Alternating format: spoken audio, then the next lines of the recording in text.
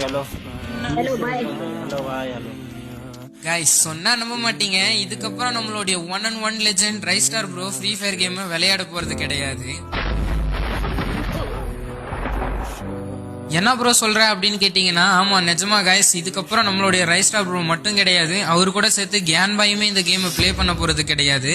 2 லெஜெண்டையுமே இந்த கேமை குயிட் பண்றதுக்கான ஒரே ரீசன், நேத்து அவங்க விளையாடின லைவ் ஸ்ட்ரீம்ல அதிகமான ஹேக்கர்ஸ் கனெக்ட் ஆயிருப்பாங்க. இதுல ஒரு கட்டத்துக்கு மேல கட்டுப்பான ரைஸ்டார் ப்ரோ கியான் பாயோடைய லைவ் ஸ்ட்ரீம்லயே சொல்லிட்டு போயிருப்பாரு, இந்த கேம் சரியாகிற வரைக்கும் நான் இந்த கேமை விளையாட மாட்டேன்னு சொல்லிட்டு.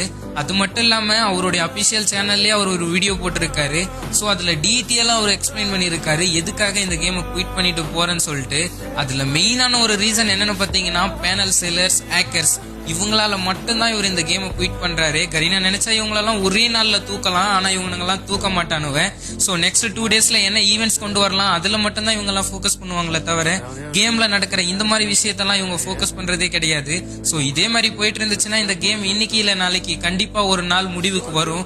சோ இது நடக்க கூடாதுன்னு நினைச்சீங்கன்னா இந்த மாதிரி சின்ன சின்ன கிரியேட்டர்ஸ் எல்லாம் வீடியோ போடுறது மூலமா ஒண்ணுமே நடக்க போறது கிடையாது. சோ பெரிய கண்டென்ட் கிரியேட்டர்ஸ் நீங்க வீடியோ போட்டா மட்டும்தான் இதுக்கு ஏதாச்சும் கரீனா ஆக்ஷன் எடுப்பாங்க. சோ முடிஞ்ச அளவுக்கு பெரிய பெரிய கிரியேட்டர்ஸ் இதுல டேக் பண்ணுங்க. சோ அவங்க எல்லாம் இந்த விஷயத்தை பத்தி வெளியே பேசினா மட்டும்தான் நிறைய பேருக்கு தெரிய வரும். சோ இதனால நம்ம கேம் ஓரளவுக்கு சேஃபா இருக்க वाइप இருக்கு. करेंगे मेमोरीज क्रिएट करेंगे। पर अभी के लिए मैं ना चाहते हुए भी फ्री फायर छोड़ रहा हूँ।